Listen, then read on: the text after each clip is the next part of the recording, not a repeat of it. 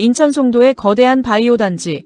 그곳의 상징인 공장이 멈췄습니다. 창립 15년 만에 처음 있는 삼성 바이오로직스가 파업에 돌입했습니다. K바이오의 심장이라 불리던 생산 라인의 기계 소리가 끊겼습니다. 세계 최대 규모의 위탁 생산 기지가 가동 중단이라는 초유의 사태를 맞았죠. 기습적인 부분 파업으로 시작되어 이제는 전면 파업으로 확대되었습니다. 살아있는 세포를 다루는 공정 특성상 잠깐의 멈춤도 치명적인 결과입니다. 원료 공급이 단 한순간만 어긋나도 배양 중인 약물을 모두 버려야 합니다. 적막감이 흐르는 송도 공장의 모습은 우리 경제에 큰 충격을 주고 있습니다. 과연 이 멈춰버린 심장은 언제쯤 다시 뛸 수 있을까요? 바이오 의약품은 일반 약과 다릅니다. 살아있는 세포를 키워내야 하죠. 세포 배양은 24시간 정교한 관리가 필요한 예민한 공정의 연속입니다. 온도나 습도가 단 1도만 어긋나도 세포들은 순식간에 죽고 맙니다. 파업으로 인해 원료 공급이 끊기면 그 즉시 배치 실패가 발생합니다. 배치 실패란 공정 중인 약물을 전량 폐기해야 함을 의미합니다. 수개월간 공들여 키운 세포들이 한순간에 쓰레기가 되는 것이죠. 특히 항암제 같은 필수 의약품도 이번 사태로 폐기 위기에 처했습니다. 환자들의 생명과 직결된 약이기에 생산 중단은 더욱 뼈아픈 일입니다. 멈춰버린 배양기는 단순한 손실을 넘어 바이오 산업의 근간을 흔듭니다. 단 하루 만에 사라진 돈이 무려 1,500억 원, 상상조차 힘든 액수가 증발했습니다. 파업이 5일까지 이어질 경우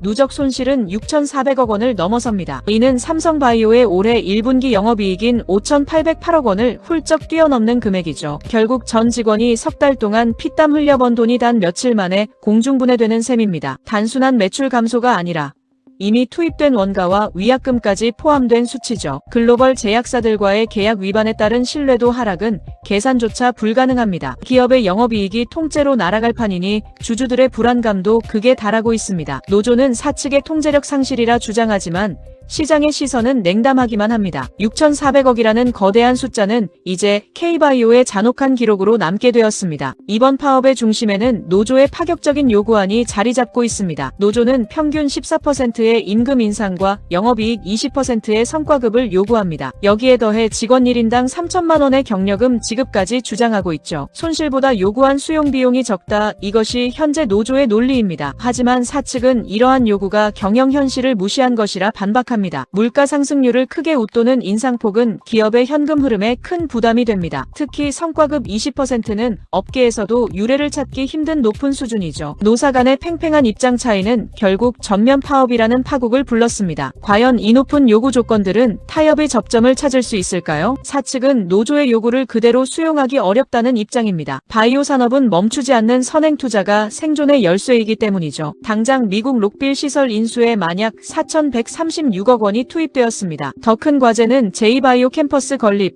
무려 7조 5천억 원 규모의 대공사입니다. 글로벌 시장에서 밀려나지 않으려면 이 막대한 재원을 반드시 확보해야 합니다. 사측은 6.2%의 임금 인상안과 일시금 600만 원을 최종 제시했죠. 회사의 미래를 위한 투자와 직원의 보상 사이에서 줄타기를 하는 셈입니다. 지금의 이익을 나누는 것보다 내일의 생존이 더 급하다는 것이 사측 설명입니다. 과연 삼성이 그리는 미래 설계도는 차질 없이 완성될 수 있을까요? 이번 파업에서 가장 논란이 되는 지점은 바로 인사와 경영권에 대한 요구입니다. 노조는 신규 채용이나 인사고과 산정에 노조의 사전 동의를 받으라고 요구하죠. 나아가 기업의 운명을 결정짓는 M&A까지 노조의 허락을 받으라는 조항도 포함됐습니다. 이는 사실상 노조가 기업 경영의 결정권을 행사하겠다는 의도로 풀이됩니다. 경영 전문가들은 이러한 요구가 기업의 유연한 의사결정을 가로막는다고 경고합니다. 급변하는 바이오 시장에서 적기 채용과 기술 도입은 생존을 위한 필수 전략이죠. 노조의 동의 없이는 한 발자국도 못 나가는 구조적 한계에 부딪힐 수 있다는 우려입니다. 결국 기업의 경쟁력 약화는 일자리와 국가 경제 전반에 악영향을 줄 수 있습니다. 경영권 보호와 노동권 보장의 아슬아슬한 경계선.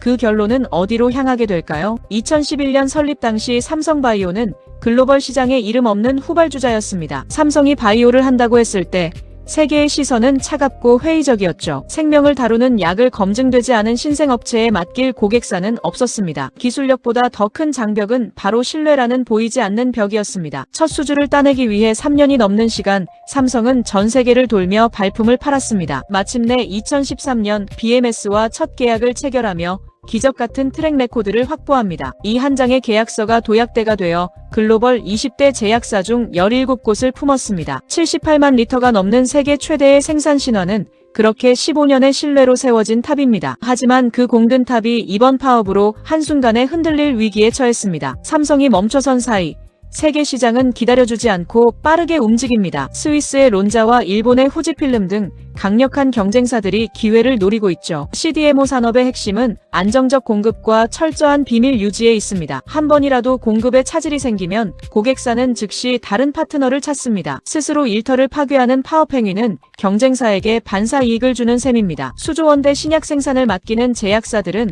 리스크가 큰 기업을 신뢰하지 않습니다. 치열한 수주 전쟁터에서 삼성의 무기는 압도적 속도와 완벽한 품질이었습니다. 하지만 이번 파업은 그 강력한 무기를 스스로 내려놓게 만들고 있습니다. 글로벌 1위 자리를 지키기 위한 전쟁. 삼성이 다시 신뢰를 얻을 수 있을까요? 마침내 운명의 시간이 다가왔습니다. 노사정이 한자리에 다시 모였습니다. 파업 기간 해외 휴가로 자리를 비웠던 노조 위원장도 드디어 복귀했습니다. 이번 간담회는 멈춰버린 공장을 깨울 마지막 분수령이 될 전망입니다. 고용노동부의 중재 아래 양측은 각자의 마지막 카드를 꺼내들었습니다. 노조는 이번 파업을 1차라 명명하며 장기전까지 예고하며 압박하고 있죠. 사측은 추가 피해를 막기 위해 정상 가동이 최우선임을 강조합니다. 중재에 나선 정부 역시 파급력을 고려해 빠른 합의를 강력히 권고하고 있습니다. 만약 이번 대화마저 결렬된다면 K바이오는 걷잡을 수 없는 수렁에 빠집니다. 과연 송도 공장에 다시 기계 돌아가는 소리가 들릴 수 있을까요? 삼성바이오의 이번 사태는 단순한 파업을 넘어 K바이오 전체에 무거운 숙제를 던졌습니다. 세계 1위의 생산 능력도 신뢰가 무너지면 한순간에 모래성처럼 허물어질 수 있죠. 고객사는 이제 한국의 노동 리스크를 중요한 계약 조건으로 검토하기 시작했습니다. 노사 간의 극적인 타협과 상생만이 다시 글로벌 시장의 확신을 얻는 길입니다. 투자자들은 이번 사태가 장기화될 경우 기업 가치에 미칠 영향을 냉정히 봐야 합니다. 하지만 삼성이 보여준 저력이 있기에 위기를 기회로 바꿀 가능성도 충분합니다. 멈췄던 심장이 다시 뛰고 공장이 가동될 때 K바이오는 더 단단해진 신뢰를 증명해야 하죠. 돈지식 충전소는 삼성바이오가 이 위기를 어떻게 돌파할지 끝까지 지켜보겠습니다. 오늘의 지식이 여러분의 자산을 지키는 든든한 방패가 되었길 바랍니다.